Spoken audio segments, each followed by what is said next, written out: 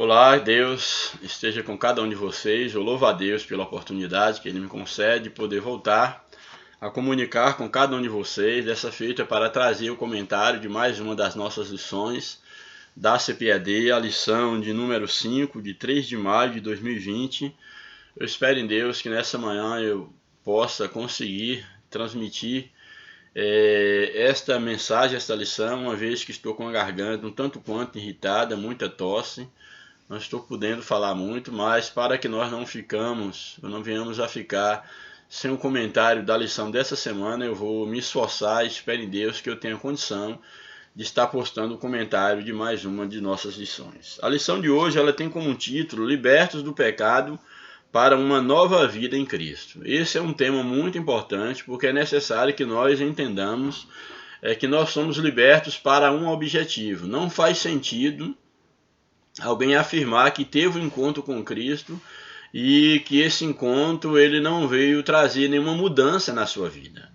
Por exemplo, se você diz que se tornou um religioso, se tornou um cristão, se tornou, num caso, um homem, uma mulher de Deus, se tornou uma nova pessoa, e aqueles que te cercam não percebem essa mudança nas suas atitudes, na sua maneira de viver, certamente você não teve um encontro com Cristo. É preciso que nós entendamos quando o título da lição nos coloca libertos do pecado para uma nova vida.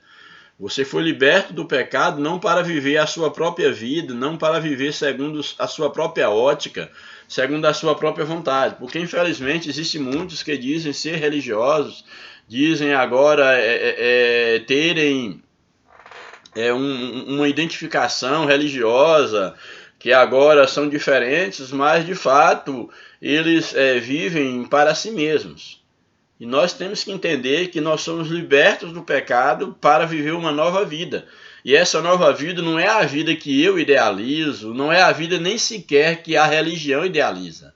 Aqueles que de fato tiveram um verdadeiro encontro com Cristo, aqueles que foram alcançados pelo Evangelho, aqueles que de fato receberam uma libertação do pecado, eles foram libertos para viverem a vida de Cristo. Então você tem que ter consciência disso, que você foi chamado não para viver a sua vida, não para viver as suas ideologias, não para viver aquilo que a religião necessariamente exige de você. Mas é necessário que nós entendamos que nós somos libertos por Cristo, libertos do pecado, para viver a vida de Cristo. Ou seja, Cristo ele deve ser gerado em nós, a ponto de que nós possamos expressar como o apóstolo Paulo, não vivo mais eu, mas Cristo vive em mim.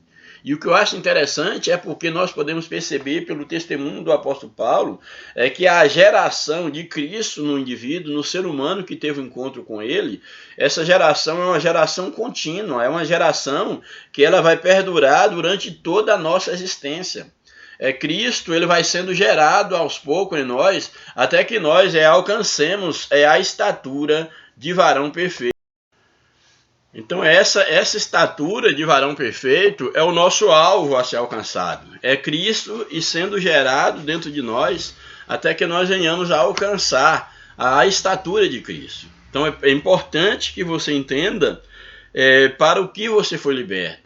Que você faça uma retrospectiva, perceba onde você estava, de onde você saiu, quem te tirou de onde você estava e qual a finalidade da tua redenção por meio do sacrifício de Jesus Cristo. Então esse é o título da nossa lição. Libertos do pecado para uma nova vida em Cristo, louvado seja Deus. O texto áureo da nossa lição, esse texto aí, ele aparece na leitura bíblica em classe, só vou então lê-lo. Está em Efésios capítulo 2, verso de número 4 e o verso de número 5, que nos apresenta o seguinte: mas Deus, que é riquíssimo em misericórdia, pelo seu muito amor, com que nos amou, estando nós ainda mortos em nossas ofensas, nos vivificou juntamente com Cristo. Aqui nos mostra a obra soberana de Deus através de Cristo Jesus para a salvação da raça humana. Na verdade prática, por meio da maravilhosa graça divina, fomos libertos do pecado, perdoados e salvos da condenação e ainda recebemos o direito à vida eterna. Olha que maravilha esta verdade que deve ser posta em prática. A primeira parte da verdade prática nos apresenta que foi por meio da maravilhosa graça divina. É pela graça que nós somos salvos. Então, por meio dessa maravilhosa graça divina, tomando graça como esse favor imerecido da parte de Deus, então o comentarista ele nos apresenta exatamente isso, que por meio da maravilhosa graça divina é que nós somos libertos do pecado. Fomos libertos do pecado, fomos perdoados dos nossos pecados e fomos salvos da condenação eterna. E além de tudo isso, da libertação, do perdão, da libertação, de sermos salvos da condenação eterna, aí como consequência de tudo isso, nós recebemos o direito à vida eterna em Cristo Jesus. Louvado seja o nome do Senhor. E a leitura bíblica em classe está no livro de Efésios, capítulo de número 2, caso você queira acompanhar aí pela tua Bíblia, nós estaremos estudando nesse trimestre aí o livro de Efésios, é o livro básico principal da lição. E a leitura bíblica em classe hoje está no livro de Efésios, no capítulo 2, o verso 1 até o verso de número 10. Então vamos ver o que nos apresenta aqui a lição. Aí no primeiro verso do capítulo 2 de Efésios nos apresenta o seguinte: e vos vivificou, estando vós mortos em ofensas e pecados. Aqui é aquilo que nós já falamos e que estamos aqui abordando aqui o próprio texto anterior que nós lemos nos mostra, e o próprio título da lição nos mostra a ideia de que nós somos libertos do pecado. E aqui o escritor aqui aos Efésios, ele já inicia dizendo: e vos vivificou. Quem vivificou? Cristo nos vivificou, estando vós, mortos em ofensas e pecados. Então, uma vez que nós estávamos mortos nos pecados, nas ofensas contra Deus, o Senhor nos trouxe vida, estando nós num estado de morte, num estado de pecado, Ele nos vivificou. E aí o verso 2 diz: em que noutro tempo andaste. Aqui está falando do estado em que nós vivíamos antigamente. O verso 1, e nos vivificou, estando vós mortos em ofensas e pecados, em que noutro tempo andastes, segundo o curso deste mundo, ou seja, segundo o ritmo desse mundo, segundo o destino desse mundo, segundo a direção deste mundo. Ou seja, éramos levados de acordo com o curso, a direção pecaminosa deste mundo, em que noutro tempo andaste segundo o curso deste mundo, segundo o príncipe das potestades do alto, ou seja, segundo a influência de Satanás, a influência maligna, segundo o príncipe da potestade do ar, o espírito que agora opera nos filhos da desobediência, mostrando que aqueles que desobedecem a Deus, aqueles que andam errante, pecando contra Deus, eles são influenciados pelo espírito maligno, por Satanás, que leva o homem a distanciar-se, a desviar-se da vontade de Deus. E Paulo ele vai apresentar exatamente que os Efésios, os irmãos, eles andavam nessa situação de pecado, andavam segundo o curso do mundo, andavam segundo o príncipe da potestade, que é Satanás, e aí todos os seus demônios, seus espíritos malignos, e que influenciavam a desobediência. Porém, eles foram libertos dessa situação. Então, Paulo, o que está apresentando aqui é trazendo a memória dos irmãos, a situação em que eles se encontravam anteriormente, para que eles entendessem de onde eles saíram, e onde eles estavam, e qual seria agora o papel, qual seria agora a posição desses irmãos diante da nova posição em que eles se encontravam. Aí o verso 4... ele vai fazer exatamente um contraste. Primeiro ele mostra que os irmãos andavam segundo o curso do mundo, segundo o príncipe da potestade do ar, segundo o espírito que opera no filho da desobediência. E aí ele vai continuar apresentando exatamente o que? No verso 3... entre os quais todos nós também antes andávamos nos desejos da nossa carne, ou seja, fazendo a vontade da carne, do pecado, fazendo a vontade da carne e dos pensamentos, e éramos por natureza filhos da ira, como os outros também. Ou seja, Todos aqueles que estão no pecado, como nós estávamos no pecado, como esses irmãos que Paulo está orientando, diz que nesse curso em que eles andavam, nessa forma pecaminosa em que eles andavam, eles eram por natureza filhos da ira. Ou seja, qual a ideia aqui de filhos da ira? Serem alvos da ira de Deus. É uma das coisas mais importantes que nós devemos entender, tanto aqueles que já entregaram suas vidas a Cristo, como aqueles que precisam de Jesus, é que muitas das vezes o homem ele tem medo, no caso do inferno, ele tem medo de morrer, da morte, etc. Porém, o que a Bíblia nos apresenta, que de fato nós devemos temer, é a ira de Deus. Por quê? Porque todos nós, quando nós pecamos, nós nos tornamos inimigos de Deus. Nós nos tornamos alvo da ira de Deus, como o texto nos apresenta aqui, filhos da ira. Nos tornamos filhos da ira de Deus. E o sacrifício de Jesus é exatamente para nos livrar da ira de Deus. Então Cristo ele morreu exatamente porque nós havíamos nos tornado inimigos de Deus e Cristo veio fazer a paz entre Deus e a humanidade. Daí Paulo está apresentando essa situação em que os irmãos viviam antes como guiados pelo Espírito, no caso das potestades, pelo espírito maligno, guiados pela própria vontade, pelos desejos da carne, fazendo aquilo que a carne e os pensamentos inclinavam, sendo, portanto, filhos da ira de Deus. Esta era a situação. Mas é interessante que no verso 4, ele vai fazer agora um contraste, porque ele entra com uma conjunção adversativa, que vai mostrar agora que, apesar de tudo isso, qual é a nova situação que nós passamos a desfrutar uma vez que nós somos alcançados pelo Evangelho. Aí ele inicia o verso 4 exatamente colocando dessa seguinte forma: mas... aí uma adversativa, ou seja, diferente, apesar de vocês estarem fazendo isso e aquilo outro, mas, porém, todavia, mas Deus, que é riquíssimo em misericórdia, pelo seu muito amor com quem nos amou, aí ele começa a descrever, ou seja, ele vai dizer que a despeito da situação em que nós andávamos, em que o homem anda ou andava no pecado, Deus ele é não só misericordioso, ele é riquíssimo em misericórdia. E é interessante porque a Bíblia nos apresenta que exatamente são as misericórdias de Deus que são as causas de nós não sermos consumidos. E é que o apóstolo está apresentando que, a despeito da vida errante que esses irmãos viviam, afastados de Deus, segundo a inclinação deste mundo, o curso desse mundo, segundo os seus pensamentos, as suas vontades, mas Deus, ele é riquíssimo em misericórdia e pelo seu muito amor, ou seja,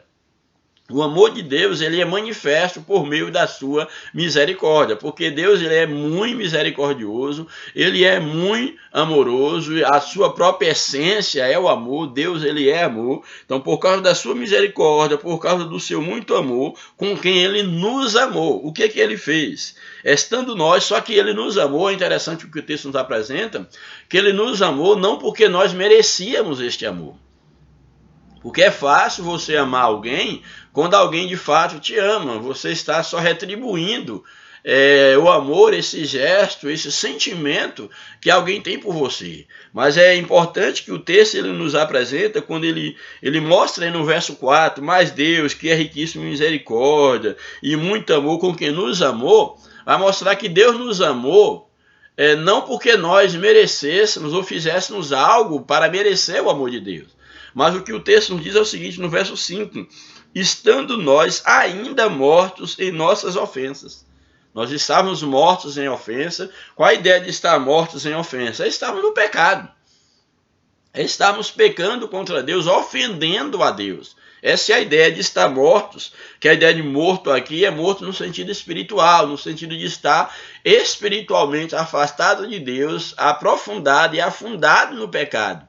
Essa é a ideia de estarmos mortos espiritualmente. Então Deus, ele, através da sua riquíssima misericórdia, pelo seu muito amor, ele nos amou, estando nós ainda mortos em nossas ofensas e em nossos pecados, e nos vivificou juntamente com Cristo. Isso aqui é muito interessante. Então Deus nos amou, nós estávamos mortos, nos delitos e pecados, mas ele nos amou, e a prova deste amor é exatamente como a Bíblia diz em João 3,16, que ele dá o seu Filho para que todo aquele que nele crê não pereça no pecado, mas tenha a vida eterna. Então o texto aqui nos apresenta que ele nos amou, e esse amor foi materializado, ele foi concretizado através da nossa vivificação por intermédio de Jesus Cristo. Ou seja, Deus envia Jesus, ele nasce como um homem, ele sofre, ele padece, ele morre, mas ele também ressuscita. E todos aqueles que são alcançados por Cristo, eles morrem em Cristo e ressuscitam juntamente com Cristo, que é o que o texto está nos colocando. Nos vivificou juntamente com Cristo, ou seja, Deus ressuscita Jesus dos mortos, e Jesus então ele é a garantia da nossa eterna ressurreição. Ele é a garantia da nossa nova vida, da nossa ressurreição, porque nós ressurgimos com ele, ou seja, aqueles que tiveram encontro com Cristo, aqueles que foram alcançados por Cristo, também têm a promessa de que ressuscitarão com ele. Louvado seja o nome do Senhor. E aí o verso de número 6 nos apresenta: e nos ressuscitou juntamente com ele, com Cristo, como falei, e nos fez assentar nos lugares celestiais em Cristo Jesus. Olha que interessante, Jesus disse que aonde ele estivesse, os seus estariam com eles. Então, uma vez que Jesus ele venceu a morte, ele cumpriu todo o propósito de Deus, cumpriu todo o programa de Deus quanto à redenção do homem, e ele ressuscitou vitorioso, nele, em Cristo, nós também agora estamos reinando com ele nos lugares celestiais. Ou seja, Cristo nos tirou do pecado, Cristo nos tirou das trevas, nos tirou da morte e nos fez agora assentar em lugares celestiais. Ou seja, nós agora fomos novamente colocados em contato com Deus. Então, através de Cristo Jesus, o homem agora ele pode novamente relacionar-se com Deus, porque Cristo é a paz entre Deus e o homem. Louvado seja o nome de Jesus. Nos ressuscitou juntamente com ele, e nos fez assentar nos lugares celestiais em Cristo Jesus. Aí o verso 7 nos apresenta: para mostrar nos séculos vindouros. Aqui é muito interessante essa expressão, séculos vindouros. Tem Bíblias que falam, tem versões que vai dizer tempos vindouros, que nos mostra exatamente que haverá eras vindouras na eternidade. A ideia aqui de era e de tempo, essa linguagem humana, falando de tempos, de eras vindouras, ela é bem significativa porque é uma maneira didática de Deus comunicar com o homem, uma vez que se nós formos tratar da eternidade, que nós, no caso nos céus, nós iremos entrar num estado de eternidade, e a eternidade não tem tempo, não tem era, não tem século, é eterno, não se pode medir o tempo da eternidade, mas como nós somos seres localizados, seres do tempo, essa é a linguagem que a Bíblia utiliza, que Deus utiliza para comunicar com o homem, que nas eras vindouras, ou seja, na eternidade, nas eras vindouras, naquilo que Deus ele tem reservado em Cristo Jesus, aquilo que ainda não desceu ao coração do homem, são coisas que nos aguardam na eternidade. E aí o texto está dizendo que Deus ele nos amou através de Cristo Jesus, nós ainda estando nessa era, na vida de pecado, na vida de afastamento de Deus, ele nos amou, nos ressuscitou com Cristo para mostrar, não só aqui no presente, mas nos séculos vindouros, nas eras, nos tempos que iam de vir, na eternidade, para mostrar nos séculos vindouros as abundantes riquezas da sua graça, ou seja, a graça de Deus, tudo aquilo que Deus tem reservado para os que o temem, para os seus filhos. Ele tem reservado isso, ele há de mostrar, no caso aí, nos séculos vindouros, as abundantes riquezas da sua graça, pela sua benignidade para conosco em Cristo Jesus. Ou seja, por intermédio do sacrifício de Cristo, Cristo conquistou na cruz direitos, conquistou, vamos dizer assim, posições para nós que nós ainda sequer tenha passado na nossa mente, sequer tenha descido ao coração do homem, é aquilo que Deus tem reservado para nós. Louvado seja o nome de Jesus. E aí é interessante que o verso 8, os últimos versos aí do texto que a lição aqui nos apresenta, é algo bem significativo, quando o escritor diz o seguinte no verso de número 8: porque pela graça sois salvos por meio da fé. Isso não vem de vós, é dom de Deus. Ao verso 9. Não vem das obras, para que ninguém se glorie. Olha que interessante esses 3 versos que nós lemos, ou esses 2 versos que nós lemos, melhor dizendo. Primeiro momento, nós temos aqui, que pela graça sois salvos. É interessante nós observarmos que a palavra graça, como já falei, graça é um favor imerecido. E aqui o escritor, ele já nos remete, já nos leva a entender que nós somos salvos, que a salvação é um ato soberano de Deus. Por que soberano? Porque se a palavra graça é um favor que nós não merecemos, então é necessário que alguém faça isso por nós, alguém que seja soberano, alguém que tenha condição de fazer isso. E o que o texto nos apresenta é exatamente isso, porque pela graça sois salvos. Ou seja, a vossa salvação é pela graça, é um ato soberano de Deus. Mas é interessante a sequência do texto quando nos apresenta o seguinte: porque pela graça sois salvos por meio da fé. Por que a fé entra aqui? É interessante observar que a salvação é pela graça, mas a fé aqui é colocada como sendo a resposta à graça de Deus. Deus, através de Jesus Cristo, oferece a graça ao mundo, a graça ao homem, que é o único meio, é a única forma, o único poder do homem ser salvo. Mas o texto nos apresenta que diz o seguinte aqui, olha: porque pela graça sois salvos por meio, ou seja, o meio de abraçar a graça é a fé. Ou seja, a fé é a resposta que o homem dá a Deus em relação à sua graça. A graça de Deus, ela é derramada, ela é apresentada, que é o único meio para ser salvo, e o homem dá resposta à graça de Deus através da fé. E também é significativo nós observarmos que a fé é também uma manifestação divina. Ou seja, o próprio Deus, ele se encarrega em trabalhar no nosso espírito para gerar a fé, para que através desta fé nós cheguemos à graça. Porque uma vez que a salvação é só pela graça, e ela se manifesta por meio da fé. Ou seja, por meio da fé, a fé é a resposta, é o caminho. É a resposta do homem à graça. E essa resposta também, ela é uma ação divina no coração do homem que se abre ou é alcançado por Deus, por meio da própria graça de Deus atuando no seu espírito. Então isso é muito importante, é muito significativo nós entendermos que a salvação é pela graça e a fé é a resposta que nós damos à graça de Deus. Entendeu? Então, pela graça sois salvos por meio da fé, e isso não vem de vós. O que é que não vem de nós? A graça não vem de nós, porque é um dom de Deus, é um favor imerecido, por isso que é graça. Então a graça não vem de nós, a salvação não vem de nós, ou seja, não é pelos nossos méritos. Quando o texto está dizendo, isso não vem de vós, está dizendo, não é pelos vossos méritos.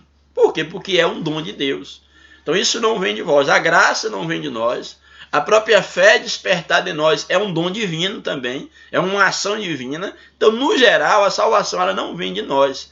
Apesar da nossa participação no tocante a permitir-se, ou a deixar-se, ou a ser trabalhado na nossa fé, no nosso desejo, a dar uma resposta positiva para Deus, é claro, isso dentro de uma linha teológica, mas em última instância, tanto querer quanto realizar vem da parte de Deus, por intermédio de Jesus Cristo. Portanto, pela graça sois salvos por meio da fé, isso não vem de vós, ou seja, não é, vamos dizer assim, não é por merecimento de vocês, isso não vem de vós, mas é um dom de Deus, mas é a graça de Deus.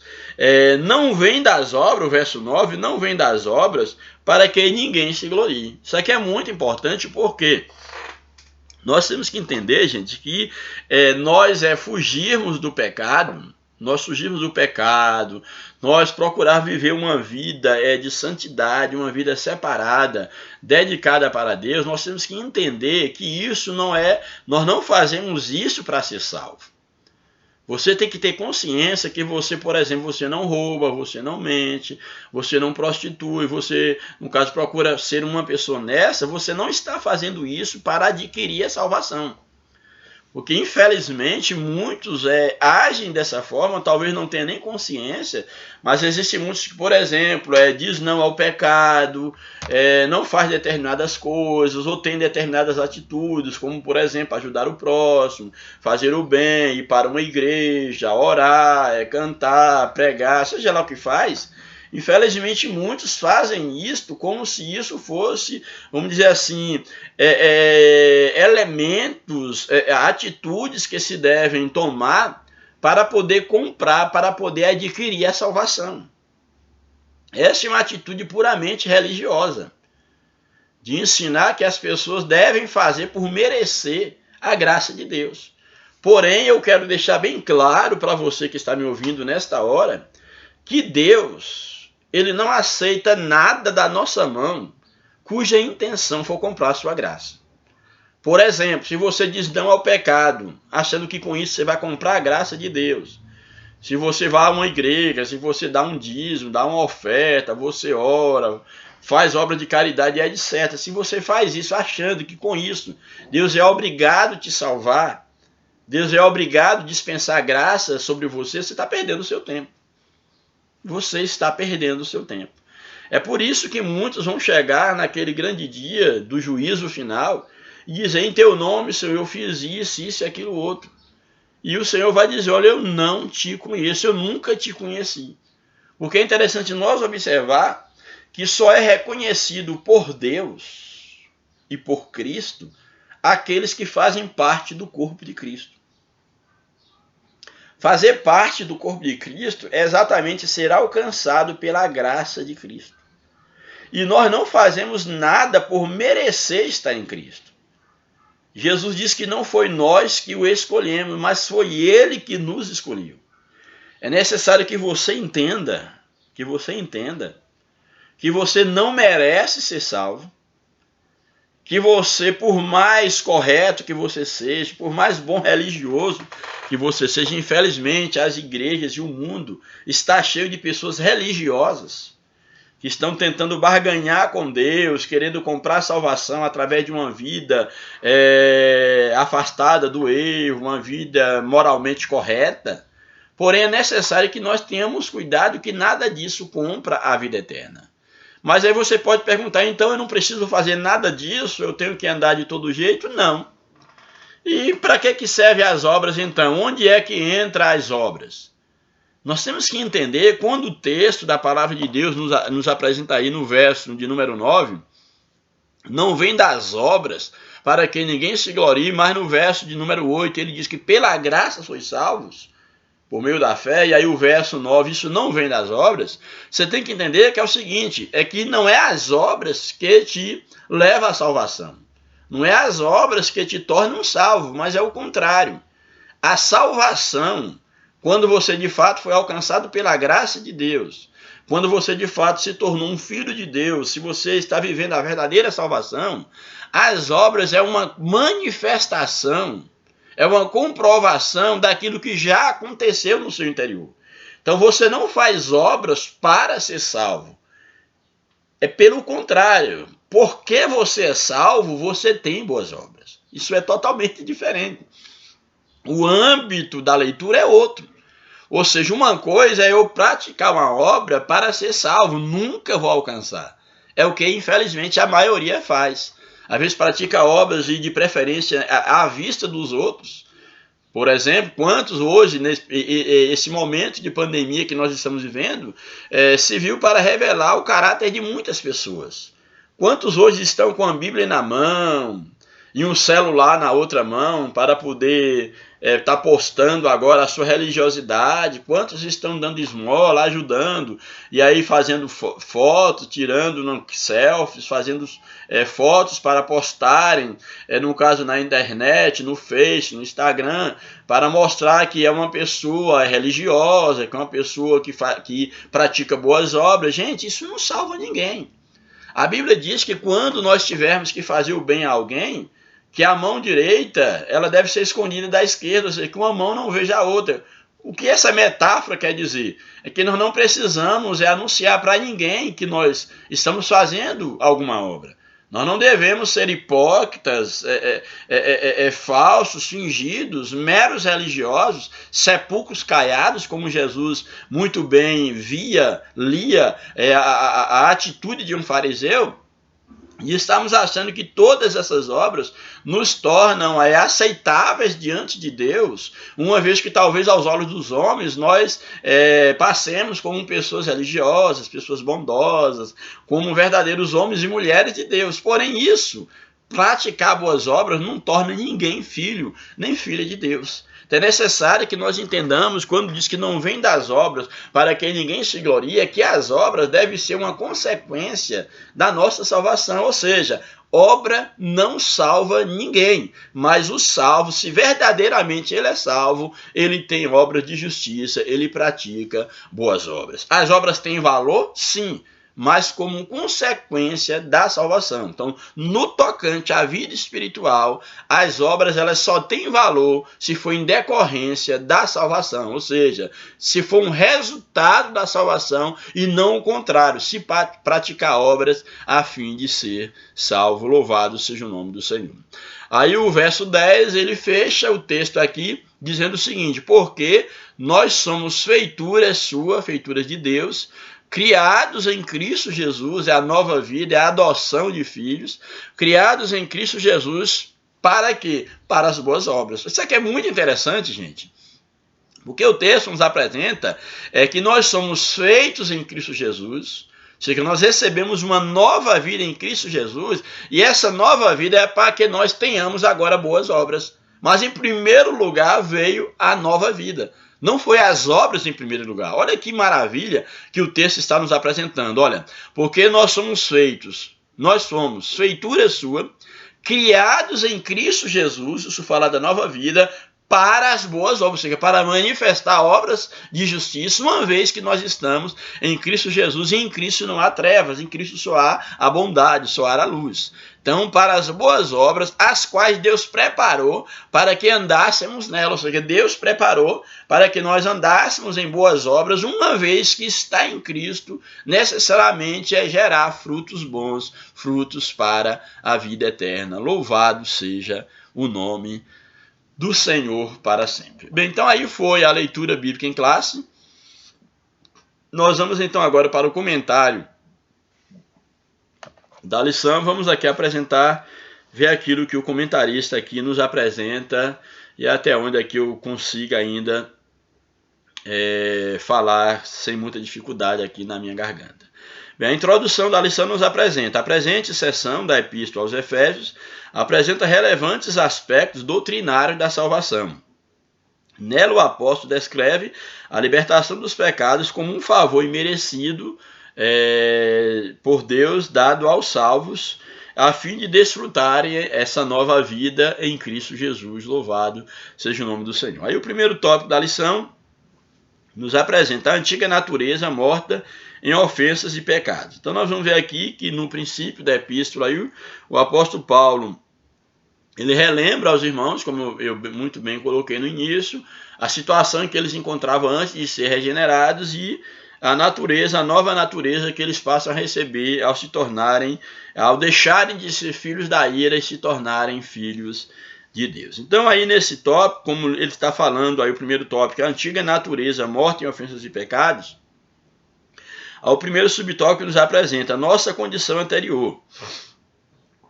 E vos vivificou, estando vós mortos em ofensas e pecados. Então qual era a nossa condição? A nossa condição era morto espiritualmente nas ofensas e nos pecados contra Deus, e por que não dizer também contra o próximo. Essa era a nossa situação. Então aqui o comentarista ele aborda o seguinte, e nos vivificou, estando mortos em ofensas e pecados. Diz o primeiro versículo. A palavra ofensa, do grego paratoma, tem o sentido de passo em falso de forma deliberada. Então, o que é ofensa, segundo aqui esse vocábulo grego? Ofensa é exatamente passos que são dados em falso, porém de forma deliberada. Passos não seguros, passo em falso, porém de modo deliberado alguém está dando passos em falso, ou seja, que leva à queda. Então a ideia da ofensa é esse, é passos em falso. Uma outra coisa interessante é o termo pecado. E Cristo nos libertou, nós estávamos mortos em ofensas, que esses passos em falso, de maneira deliberada, e também em pecado. Pecado aqui, que é a hamartia, tem o sentido de quê? De aquele que erra o alvo. Então, uma vez que nós andávamos em ofensas, nesses passos falsos, também nós vivíamos em pecados na ideia de que nós, esses falsos, nos levava a errar o alvo, que é exatamente fazer a vontade de Deus, que é obedecer àquilo que Deus tem para a vida do homem. Então esse era o nosso estado, andar cambaleando em passos falsos, porém de maneira deliberada, e uma vez andando assim, nós estávamos errando o alvo, estávamos pecando, nos afastando da vontade de Deus. Louvado seja o nome do Senhor. Nós louvamos a Deus pela sua graça e pela sua misericórdia. Em vista disso, o homem, em sua natureza decaída, é diagnosticado como morto. Mortos em ofensas e pecados. Ou seja, uma declaração da real condição dessas pessoas. O conceito é de morte moral e espiritual. Então, devido ao pecado, nós estávamos mortos morais e espiritualmente, nós estávamos afastados, mortos em relação às coisas espirituais. Então, o conceito é de morte espiritual e moral provocada pelo pecado, que inevitavelmente separa o homem de Deus. Por que estavam mortos? Porque o pecado separa o homem de Deus. E uma vez que moral e espiritualmente nós estávamos mortos, quer dizer que nós estávamos afastados de Deus, que Deus tenha misericórdia daqueles que ainda se encontram nesse estado. E aí, na sequência, tal qual um corpo inerte, a natureza pecaminosa impede o homem de ouvir e obedecer à voz de Deus. Quem assim vive está morto enquanto vive. Ou seja, quem está no pecado, apesar de estar vivo fisicamente, está morto espiritualmente, e se não se voltar para Deus, estará morto eternamente. Qual a ideia de morrer eternamente? Morrer eternamente é quando o homem está morto espiritualmente, ou seja, está no pecado, e nesse estado de pecado ele morre fisicamente. Quando ele morre fisicamente, ele está, vamos dizer assim, ele está assinalando a sua morte, o seu destino de morte eterna, ou seja, está afastado eternamente de Deus. Então esse foi o primeiro subtópico, nossa condição anterior, as nossas ofensas e pecados. Aí o segundo subtópico desse primeiro tópico vai ainda abordar a má conduta em que no outro tempo andastes, é descrita por Paulo por meio da metáfora da ideia do andar, do caminhar. Essa é a metáfora do caminhar em termos espirituais. Paulo está apontando como nós andávamos, no caso, no pecado. Refere-se a atitudes erradas adotadas na vida passada do salvo, antes da regeneração.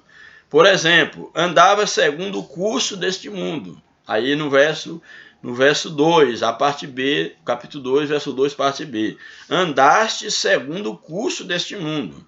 Os costumes eram praticados conforme o sistema mundano, o curso, o direcionar do mundo, da época. Então, conforme o costume mundano da época, tais como a imoralidade, aí no caso a prostituição, a questão do adultério, no caso a mentira, tudo aquilo que ofende a santidade divina. Uma constatação de que o salvo não deve tomar a forma desse mundo. Não vos conformeis com este mundo, se não andeis conforme o curso deste mundo, é o que o texto está nos apresentando. Então isso mostra que nós não devemos andar segundo a forma deste mundo, não devemos relativizar o pecado e muito menos ajustar-nos à maneira ímpia de viver do nosso tempo. Por quê? Porque isso nos afasta. Esse é o curso que nós andávamos antes de termos o encontro com Cristo. Também aí na sequência, ainda no verso 2, diz: andaste segundo o príncipe da potestade do ar. Esse príncipe é quem? É Satanás. como aquela lição coloca, uma alusão a Satanás que exerce autoridade sobre os poderes do mal. É o líder, vamos dizer assim, da maldade nas regiões celestiais.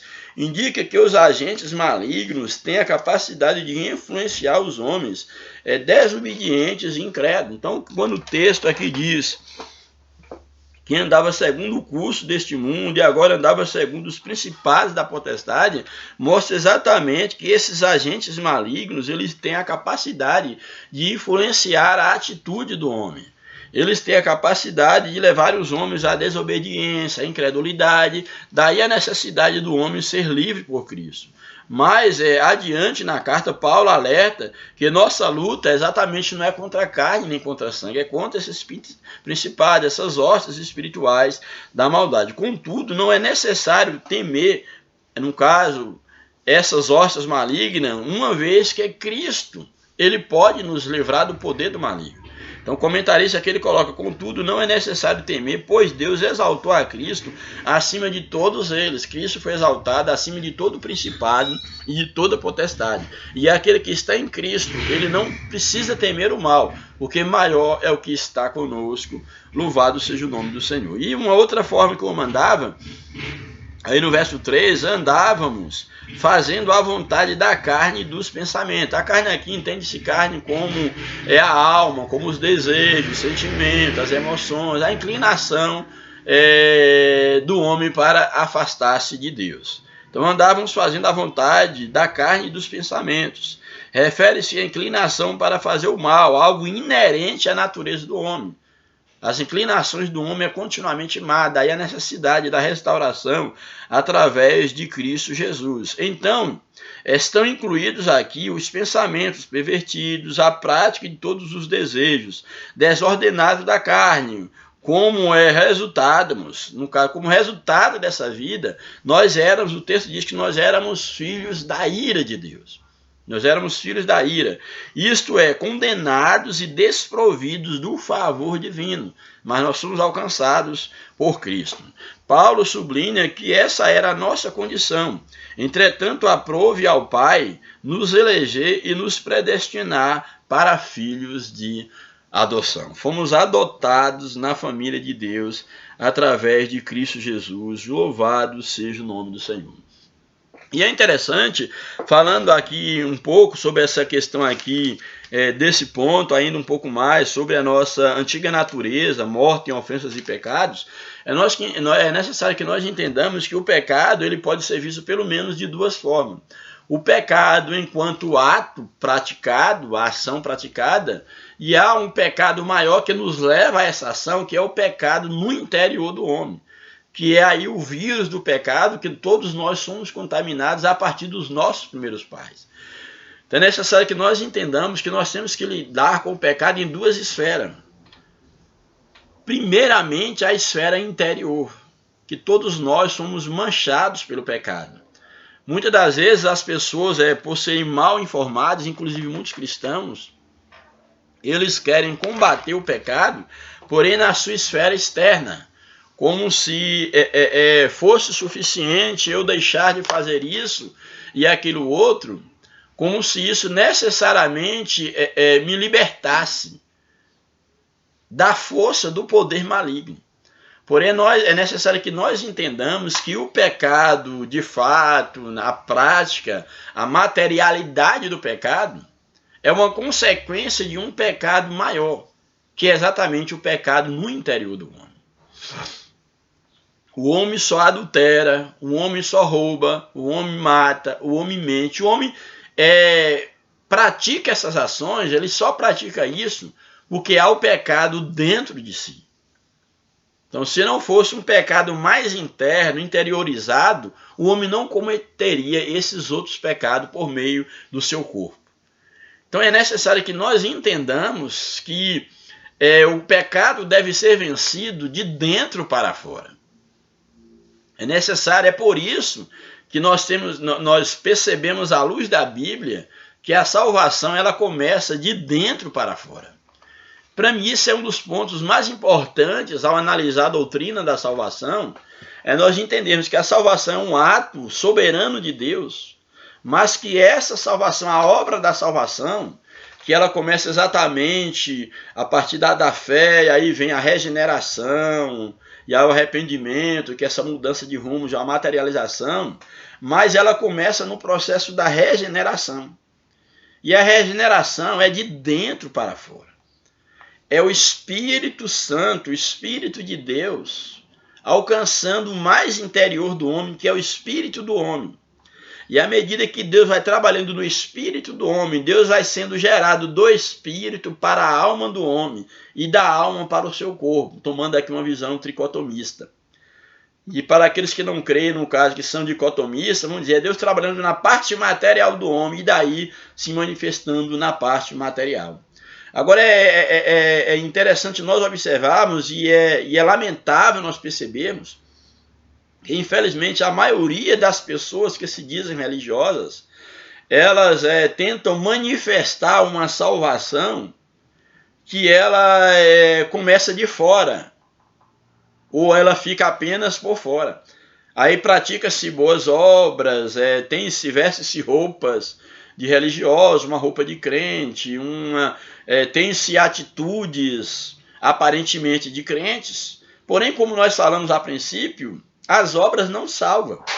As obras devem ser uma consequência da salvação. Então, o grande problema que nós temos aqui é exatamente este. Por quê? Porque o pecado, ele tem que ser vencido de dentro para fora. A Bíblia diz que nós temos que conservar irrepreensíveis para Deus espírito, alma e corpo, ou seja, começando de dentro para fora. Então, se Jesus ele não for gerado no teu espírito, para daí ele dominar a tua alma e então se manifestar no teu corpo, você não foi salvo. Você não teve um encontro com Cristo, você não foi regenerado. Isto é muito, mas é muito importante mesmo. Então é necessário que nós entendamos essas duas esferas do pecado. O pecado, no sentido da prática, é uma consequência de um pecado maior, que é o vírus, que está dentro de todo ser humano. Então é necessário que primeiro o vírus interior ele seja atacado, para que, uma vez curados, sendo trabalhados desse pecado interior, nós tenhamos condição de não materializar o pecado de fato, no sentido prático, uma vez que nós já fomos libertos interiormente. Eu espero que você esteja entendendo e que Deus esteja te esclarecendo aquilo que nós queremos passar através dessa reflexão. Então há duas esferas, no mínimo, não estou dizendo que existe apenas essa, mas existe pelo menos duas esferas de pecado que nós temos que nós constatamos de maneira muito clara. E que há o pecado no interior do homem, que é o vírus, a semente do pecado. O próprio salmista, no Salmo 51, ele diz que eis que em pecado me concebeu a minha mãe, ou seja, eu já nasci com o vírus do pecado. Então esse pecado é o primeiro que devemos combater, para que tenhamos força de não praticar o pecado no sentido, vamos dizer assim, da materialização de um desejo maligno. Louvado seja o nome do Senhor. Então aqui, o que nós estávamos aqui falando é exatamente essa necessidade de Cristo nos vivificar e nós sermos vivificados através da graça de Cristo, que é essa obra no nosso interior, para que nós nos tornemos filhos de adoção, para que nós nos livremos da nossa antiga natureza de ofensas e pecados contra Deus. Aí o tópico 2 da lição nos apresenta vivificados pela graça. Por ato de bondade e misericórdia, estando nós ainda mortos em pecado, Deus imensamente nos amou e por isso nos vivificou por meio da sua graça, como nós já muito bem explanamos. Aí o subtópico 1. Alcançados pela misericórdia e pelo amor divino. Após constatar a situação da humanidade sob, ou seja, debaixo da ira de Deus, Paulo passa a descrever os atos divinos de amor e misericórdia que alteraram o quadro caótico da raça humana, ou seja, que tirou o homem daquele estado. Começando com uma conjunção adversativa, o apóstolo declara exultante, mas, como já coloquei, mas Deus, que é muitíssimo, riquíssimo em misericórdia, e pelo seu muito amor que nos amou. Então Deus, por causa da sua misericórdia, do seu amor, ele muda a nossa história, muda o nosso quadro, a nossa situação.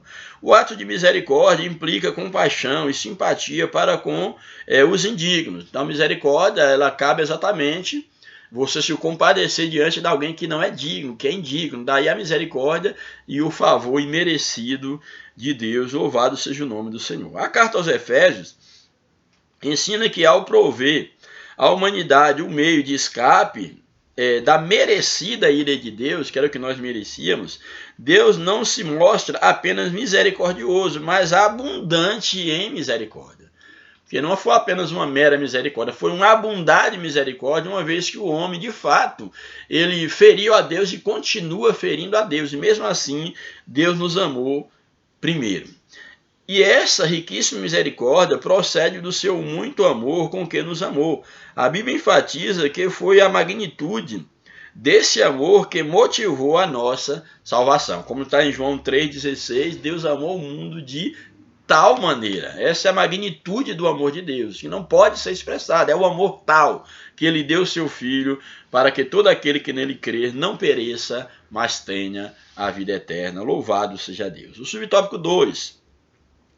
Vivificados por sua graça. Descrevendo as dádivas divinamente concedidas aos salvos, o apóstolo enfatiza que o amor de Deus nos alcançou estando nós mortos ainda nas ofensas e pecados. Isso significa que não éramos merecedores, como nós não somos, mas o mérito é de Cristo.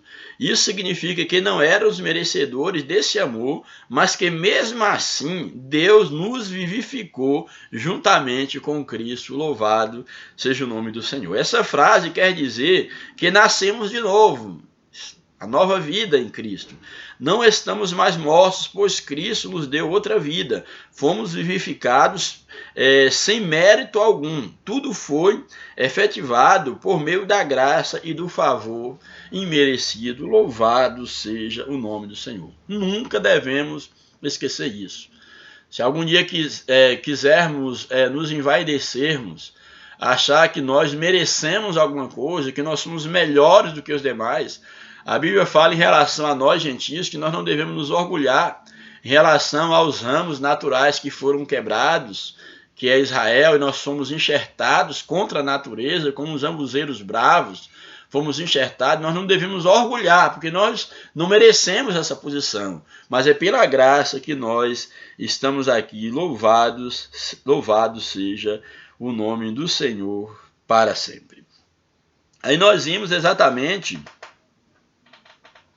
essa riqueza, né? Nós somos exaltados pela riqueza, como diz aí o tópico 3, exaltados por sua graça. Então o apóstolo ele vai destacar que exatamente Deus ressuscitou juntamente com Cristo. Olha que interessante, quando ele coloca exatamente aqui no subtópico 3, exaltados por sua graça. O apóstolo dos gentios ainda destaca que o poder de Deus nos ressuscitou juntamente com ele, com Cristo, e nos fez assentar em lugares celestiais, ou seja, ocupar uma nova posição espiritual diante de Deus. Observe que a palavra juntamente indica que Deus concede ao homem os mesmos benefícios alcançados por Cristo.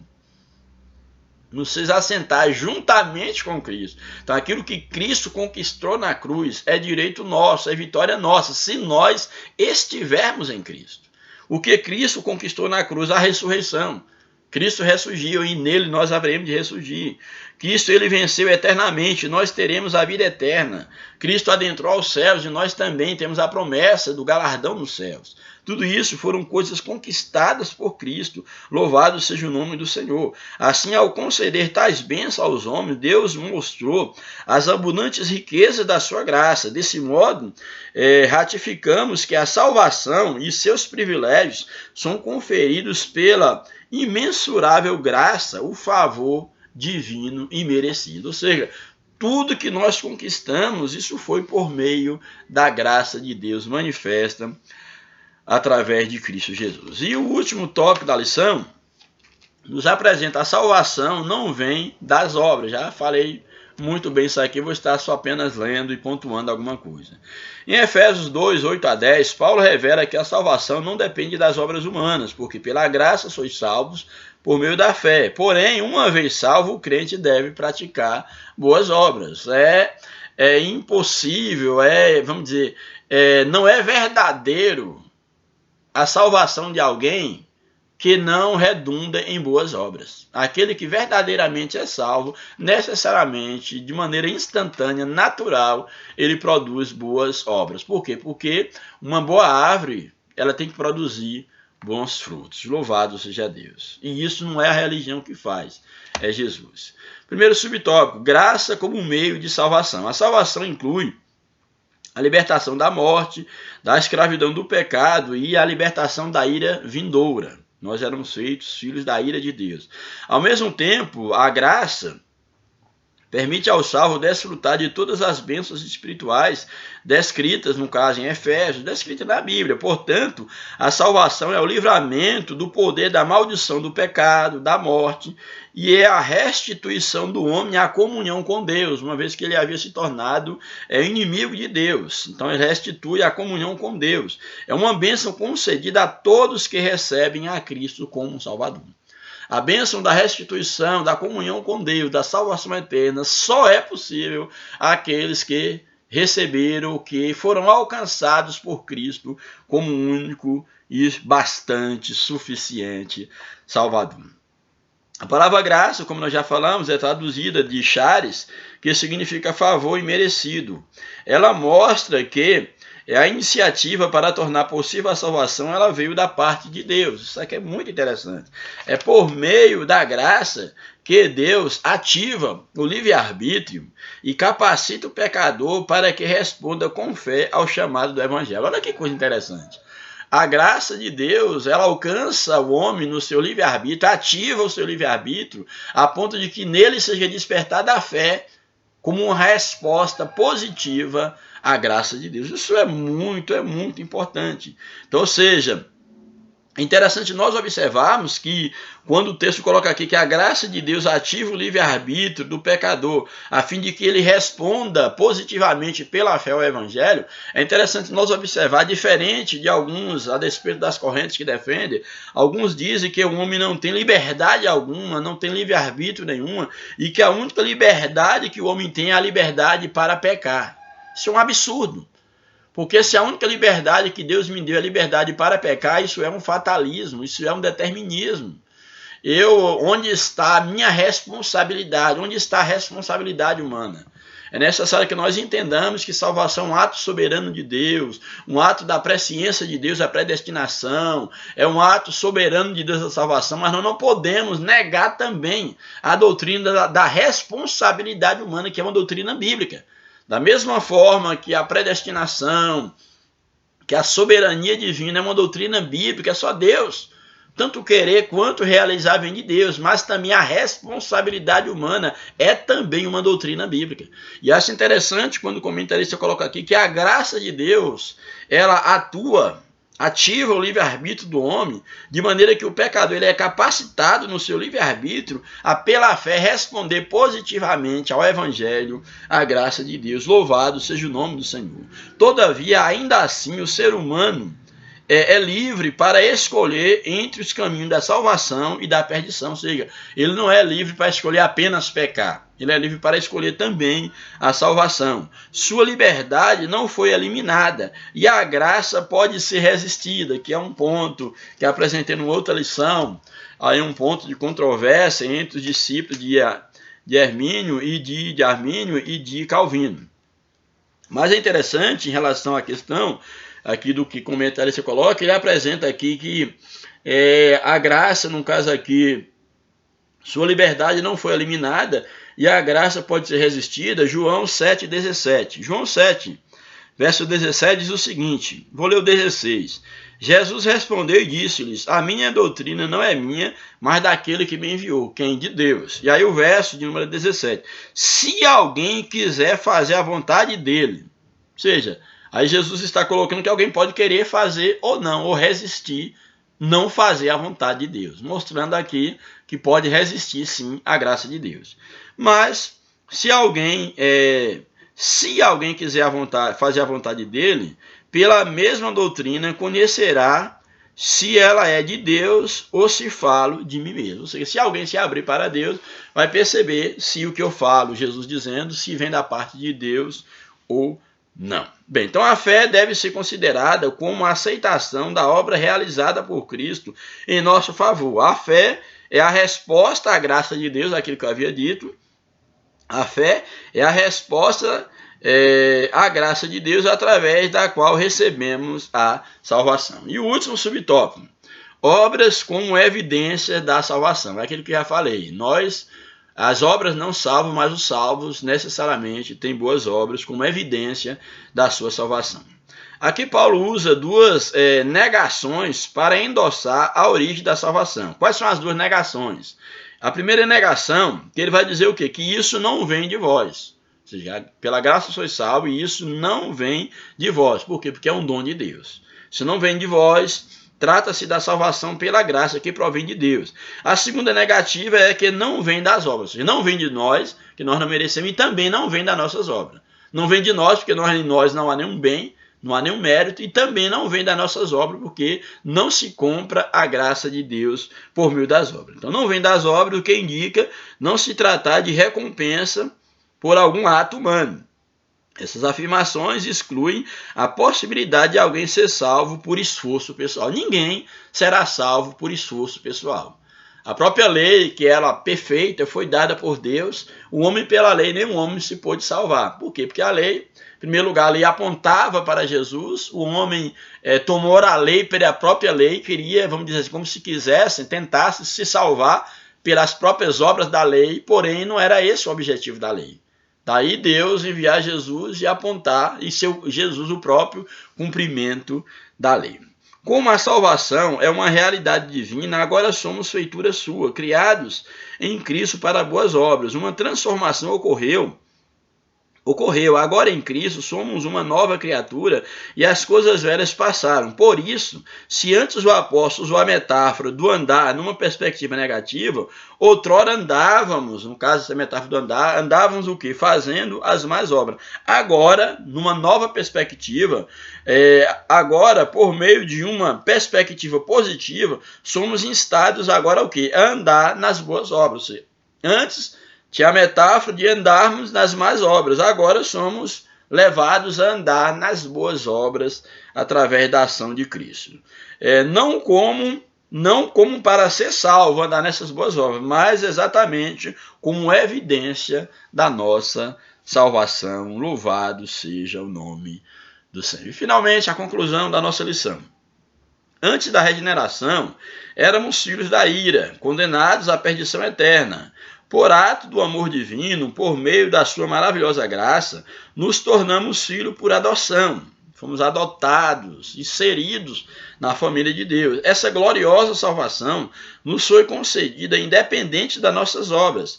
A partir da salvação, passamos a praticar boas obras que glorificam a Deus Pai. Louvado seja Deus. Então, nós agora passamos a viver uma nova vida. Temos agora uma nova identidade em Cristo Jesus. E é necessário que nós entendamos que o que nos valoriza é Cristo. É Cristo quem te valoriza. É Cristo quem me valoriza. Nunca deixe que o diabo coloque um autoconceito dentro de você, no sentido de você achar que você é alguma coisa por conta própria. Que Deus, vamos dizer assim, que Deus ele está em vantagem por ter alguém como você servindo. Não pense desse jeito, isso é um pensamento maligno, diabólico. Existem pessoas que talvez eles não façam isso de maneira consciente ou nunca parou para perceber que eles agem como se Deus estivesse em vantagem em tê-lo como um filho, em tê-lo como um servo. Aí ele já se envaideceu tanto que ele acha que é vantajoso para Deus ter alguém como ele nas fileiras do salvo. Aí ele começa a agir independente da graça de Deus. Aí muitas lideranças, infelizmente, começam a agir diante da igreja como se ele fosse o próprio Deus da igreja, o próprio Senhor da igreja. Como se ele não tivesse que prestar conta a Deus, como se a sua salvação fosse por seus próprios méritos. E como se não dependesse da graça de Deus ele estar ali. Então tenha muito cuidado, cuidado com a vaidade, cuidado com a síndrome de Lúcifer, que quis ser igual a Deus, que achou que merecia alguma glória, que merecia alguma honraria diante de Deus. E ele quis um trono e foi expulso dos céus. Então tenha muito cuidado, é necessário que nós entendamos que nós somos salvos pela graça, que tudo aquilo que eu faço para a obra de Deus, que eu tenha consciência que eu esteja fazendo para o dono da obra. Tem pessoas que estão se perdendo na obra porque não conhecem o dono da obra. Então é necessário que eu entenda nada do que eu faço, quer seja cantar, orar, ajudar, dizimar, ofertar, seja lá o que for que eu faça, eu tenho que entender que eu não estou fazendo isso para comprar Deus.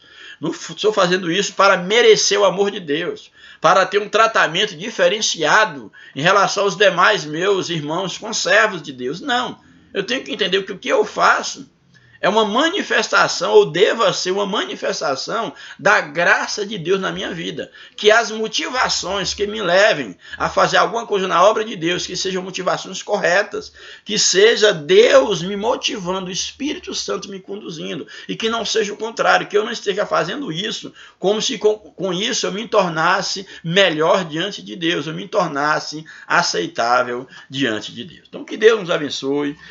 Que Deus nos ajude. Eu espero que que nós tenhamos sido edificados por essa palavra, que nós possamos aprender e entender de onde nós saímos e por que Deus nos tirou de lá.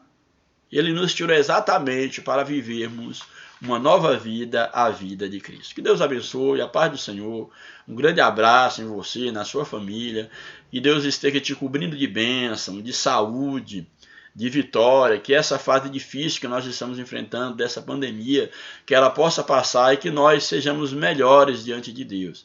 Que nós já estejamos tendo um verdadeiro encontro com Deus, revendo os nossos conceitos, vivendo mais de uma maneira autêntica diante de Deus e não sermos apenas meros religiosos. Mesmo porque, religiosos por religiosos, não teremos nenhuma garantia de vida eterna. Que Deus nos abençoe, um grande abraço. A paz do Senhor eis por nós, em nome de Jesus. Amém.